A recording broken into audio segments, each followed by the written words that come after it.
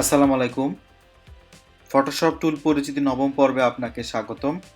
তো এই পর্বে আমরা দেখব কিভাবে রেক্টেঙ্গল টুল দিয়ে কাজ করা যায় এবং রেক্টেঙ্গল টুলের সাথে আনুষঙ্গিক যে টুলগুলো রয়েছে যেমন রাউন্ডেড রেক্টেঙ্গল টুল, এলিপস টুল, পলিগন টুল, লাইন টুল এবং নতুন একটি অপশন এখানে অ্যাড হয়েছে, সেটা হচ্ছে কাস্টম শেপ টুল। তাছাড়া বাকি উপরে সবগুলো টুলই মোটামুটি আমরা অ্যাডোবি ইলাস্ট্রেটরে দেখে এসেছি।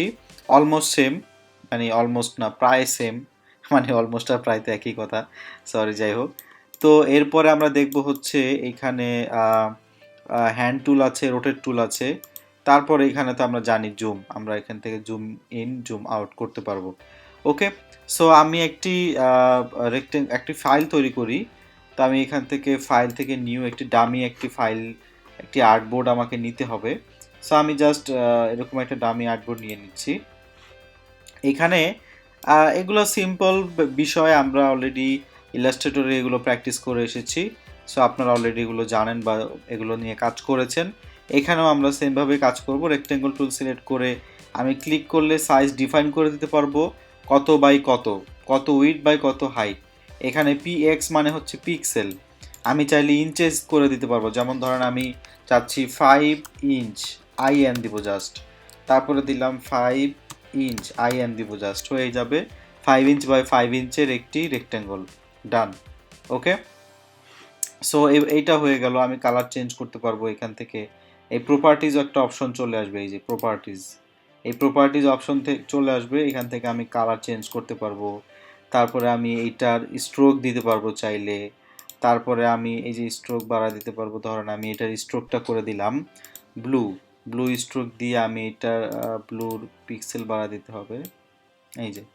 আবার এখানে ড্যাশ লাইন দেওয়া, আমি এটাকে স্ট্রেট লাইন দিয়ে দিতে পারবো। তারপরে আবার এই স্ট্রোকগুলো কি বাইরে হবে নাকি ভিতরে হবে সেটা ডিফাইন করে দিতে পারবো, এই যে বাইরে করে দিলাম। তারপরে কর্নারগুলো কেমন হবে, কর্নারগুলো একটু স্মুথ করে দিতে চাইলে স্মুথ করে দিতে পারবো। সো বিভিন্ন রকম অপশন এই প্রপার্টিজে রয়েছে, আমরা এখানে দেখতে পাচ্ছি। তারপরে হচ্ছে আমরা এখানে দেখব যে এখানে আপনি চাইলে কর্নারগুলোকে একটু রেডিয়াস করে দিতে পারবেন, একটু কর্নারগুলোকে একটু কার্ভ করে দিতে পারবেন। সেটা কিভাবে হবে, এখানে দেখেন আমরা কর্নার দেখতে পাচ্ছি 0 pixel, 0 pixel, 0 pixel and 0 pixel. আমি এখান থেকে স্পেসিফিক্যালি আমি করে দিতে পারবো। যেমন এখানে 10 দিয়ে এন্টার দিই। সো চারিদিকে এটা লিঙ্ক করা, যেহেতু চারিদিকে হয়ে গেল 10 পিক্সেলের একটি রাউন্ড কর্নার। আচ্ছা, এরপর আমি যদি এই লিঙ্কটা তুলে দিয়ে যে কোনো একটা সাইডে আমি করতে পারবো। ধরেন এখানে আমি 20 পিক্সেল করলাম, তার মানে শুধু এই যে টপ লেফট কর্নারে এখানে 20 পিক্সেলের একটা রাউন্ডনেস চলে আসছে। এটাকে আমি চাইলে বাড়াইতে কমাইতে পারবো। সাপোজ 50 পিক্সেল করে দিলাম, সাপোজ আমি এটাকে 200 পিক্সেল করে দিলাম। ওকে, আপ টু মি, আমি কিভাবে চাচ্ছি। আমি চাইলে স্ট্রোকটা তুলে দিতে পারবো।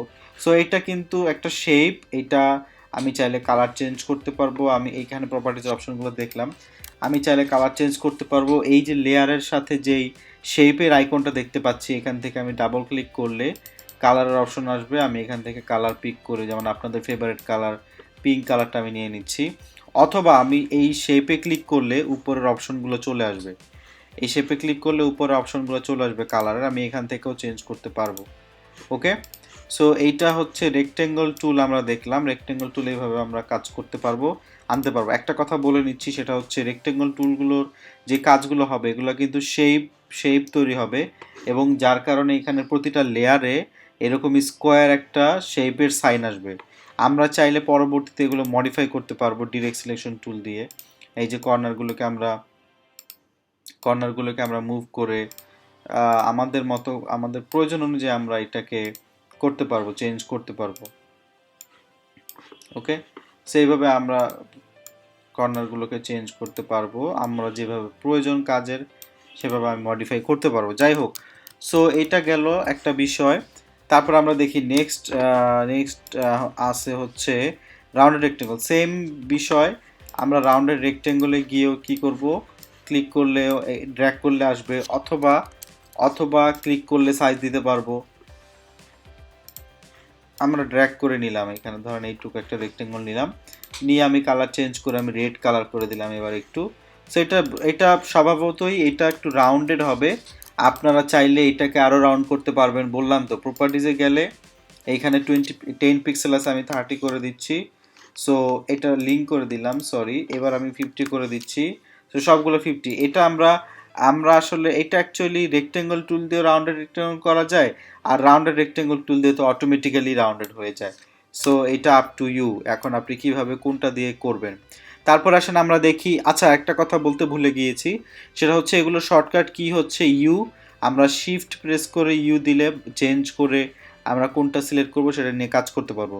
এবার আসেন আমরা এলিপস টুল দিয়ে কাজ করি। এলিপস টুল দিয়ে কি হয়, এলিপস টুল দিয়ে হচ্ছে সার্কেল আমরা তৈরি করতে পারবো। শিফট ধরে আমি এখানে একটা সমান একটা সার্কেল তৈরি করে নিলাম। আর একটা বিষয় হচ্ছে শিফট ধরে যখন আপনি করবেন তখন চারিদিকে রেশিওটা সমান থাকবে, শিফট না ধরে করলে এরকম ডিমের মতো হয়ে যাবে, হাঁসের ডিমের মতো। তো আমি শিফট ধরে একটা সার্কেল নিলাম, সেম প্রপার্টিজ আমরা পাচ্ছি। আমরা উইথ হাইট অ্যাডজাস্ট করতে পারবো। তারপরে আমরা হচ্ছে এখানে শেপের কালার, আমরা স্ট্রোক কালার, ফিল কালার দিতে পারবো, কর্নার, তারপরে স্ট্রোকের কি হবে সব কিছু মোটামুটি আমরা এখানে মডিফাই করতে পারবো। ওকে, তো আসেন দেখি এখন পলিগন টুল কিভাবে কাজ করে। তো পলিগন টুল সিলেক্ট করার পর আমরা দেখতে পাচ্ছি শেপের মতোই উপরে আলাদা সকল অপশনগুলো দেখা যাচ্ছে, যেমন শেপ নাকি প্যাথ নাকি পিক্সেল সিলেক্ট করতেছেন। তো আমরা শেপ সিলেক্ট করে নিচ্ছি, কালার ফিল কালার দিয়ে নিচ্ছি। তারপরে হচ্ছে আমরা এইখানে কয়টা সাইড হবে সেটা ডিফাইন করে দিতে পারবো। ওকে, তারপরে আমি ধরেন এটা সিলেক্ট করে এখানে একটা ক্লিক করলে আমি এখানে সাইজ ডিফাইন করে দিতে পারবো। যেমন ধরেন আমি এখানে সাইজ ডিফাইন করে দিলাম, এটা সাইজ ডিফাইন করে দিলাম, আমি ধরেন 500 × 500 পিক্সেল করে দিচ্ছি আমি, দিয়ে আমি এখানে ওকে প্রেস করলে দেখেন চলে আসলো। সো এটাই আমি এখন কন্ট্রোল টি দিয়ে ট্রান্সফর্ম অপশনটা ওপেন করে আমি এটাকে চাইলে বড় ছোট করতে পারবো, আমি এটাকে মানে যা খুশি করতে পারবো। কন্ট্রোল টি দিয়ে আমি এটাকে রোটেট করতে পারবো। ইটস আপ টু মি, আমি যেভাবে চাচ্ছি সেভাবে আমি এটাকে মডিফাই করতে পারবো। আবার আমি চাইলে ট্রায়াঙ্গেল শেপ তৈরি করতে পারবো এই পলিগন দিয়ে। জাস্ট এই পলিগন সিলেক্ট করে আমরা সাইড এখানে আবার যাই, 500 দিচ্ছি, এখানে দিচ্ছি 500, এখানে আমি সাইড 3 দিয়ে দিচ্ছি। 3 দিয়ে দিলে কি হবে, ট্রায়াঙ্গেল শেপ হবে। সো আমি 3 দিয়ে ওকে দিচ্ছি, দেখেন এই যে ট্রায়াঙ্গেল শেপ তৈরি হয়ে গেছে 500 পিক্সেল বাই 500 পিক্সেলের। সো এইভাবে হচ্ছে আমরা বিভিন্ন রকমের ট্রায়াঙ্গেল মানে শেপ বলেন বা পলিগন শেপ বলেন, বেশি বলেন কম বলেন, যেভাবে প্রয়োজন আমরা সেভাবে শেপ তৈরি করতে পারবো এই পলিগন টুলের মাধ্যমে। ওকে, আচ্ছা এরপর আমরা দেখি লাইন টুল কিভাবে কাজ করে। লাইন টুল কাজ করানোর জন্য লাইন টুল সিলেক্ট করে নিলাম। লাইন টুল সিলেক্ট করে নিয়ে আমি এখান থেকে, এটা সিম্পলি একটা লাইন, লাইনের কালার কি হয়, লাইনের কালার হয় স্ট্রোক। সো আমি লাইনটা ফিল কালার অফ করে দিচ্ছি, স্ট্রোক কালারটা অন করে রেড করে দিলাম, ডান। আমি এবার একটা লাইন ড্র্যাগ করি, দেখেন একটা লাইন ড্র্যাগ করলাম, সিম্পলি একটা 1 পিক্সেলের একটা লাইন চলে আসলো, দেখেন সিম্পলি একটা 1 পিক্সেলের একটা লাইন চলে আসলো। লাইনটা একটু বাঁকা, আমি চাইলে স্ট্রেট লাইন ক্রিয়েট করতে পারবো। আমি আবার দেখাচ্ছি, শিফট প্রেস করে যদি আপনি ড্র্যাগ করেন তাহলে একটা স্ট্রেট লাইন তৈরি হবে, এই যে। সো এটা খুবই ইজি একটা ব্যাপার, আমরা ইলাস্ট্রেটরে অলরেডি লাইন টুল দেখেছি। আমরা এইটাকে আরও মডিফাই করতে পারবো, যেমন আমি চাইলে লাইনটাকে ড্যাশ লাইন করে দিতে পারবো। সো আমি আবার শিফট ধরে এখানে আরেকটা লাইন দিয়ে দিচ্ছি, এটা ড্যাশ লাইন হবে, এই যে ড্যাশ লাইন হয়ে গেছে কিন্তু, রাইট। সো এইভাবে হচ্ছে আমরা লাইন, বিভিন্ন রকম লাইন, যে কোনো ধরনের যে কোনো জায়গায় আপনার যতগুলো লাইন লাগে আপনি এইভাবে তৈরি করে নিতে পারবেন লাইন। ওকে, আচ্ছা। সো এরপরে আসেন লাস্ট টুল, এটা হচ্ছে কাস্টম শেপ টুল। কাস্টম শেপ টুল হচ্ছে, আমরা তো অ্যাডোব ইলাস্ট্রেটরে আইকন ডাউনলোড করে কাজ করব বা আইকন তৈরি করতে পারবো। অ্যাডোব ফটোশপে আইকন ডাউনলোড করেও কাজ করতে পারবো, আইকন তৈরিও করতে পারবো।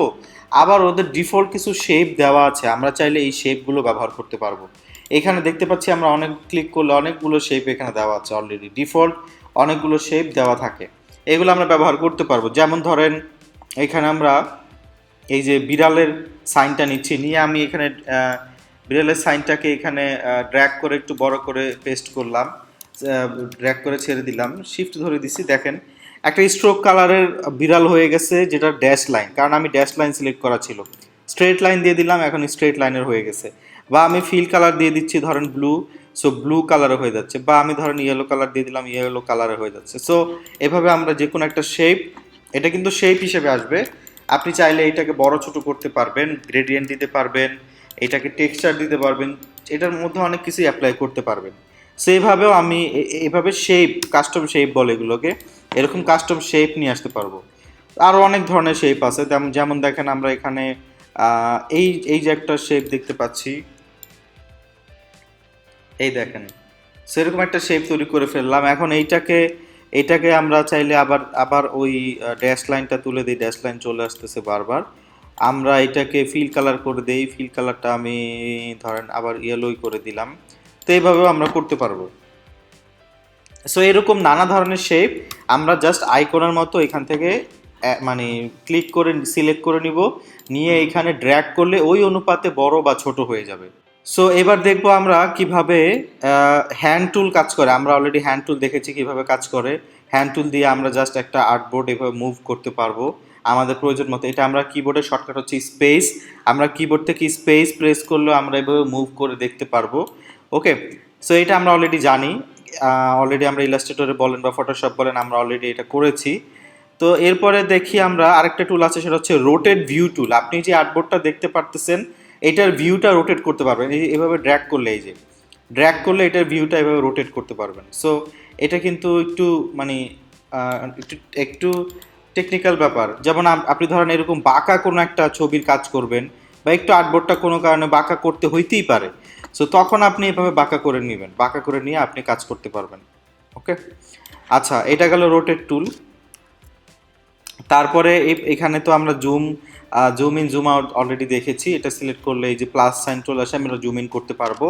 তারপরে কন্ট্রোল আল্টা স্পেস প্রেস করলে আবার কি হবে, কন্ট্রোল আল্টা স্পেস প্রেস করলে আবার এই মাইনাস সাইন চলে আসবে, আমরা জুম আউট করতে পারবো, এই যে জুম আউট করতে পারবো। আর এটা তো অলরেডি ডিফল্টভাবে থাকবে জুম ইন, আমরা জুম ইন করতে পারবো। সো এইভাবে হচ্ছে জুম ইন, এইভাবে হচ্ছে হ্যান্ড টুল, রোটেট টুল, এভাবে শেপ টুলগুলো কাজ করে। সো এই পর্বে এই পর্যন্তই। আপনারা বিভিন্ন রকম শেপ তৈরি করবেন, আপনারা বিভিন্ন রকম কাস্টম শেপ নিয়ে কালার দিয়ে সেটাকে গ্রেডিয়েন্ট দিয়ে বিভিন্ন রকম ডিজাইনে অ্যাপ্লাই করবেন। সো অ্যাডোব ফটোশপ টুল পরিচিতি নবম পর্বে এই পর্যন্তই। আগামী পর্বে আসবো আরও কিছু নতুন কাজ নিয়ে, তো আশা করি আপনারা এই কাজগুলো প্র্যাকটিস করবেন। গ্রাফিক ডিজাইন হাতেখড়ি থেকে পণ্ডিত কোর্সটির সাথে থাকার জন্য আপনাকে অনেক অনেক ধন্যবাদ।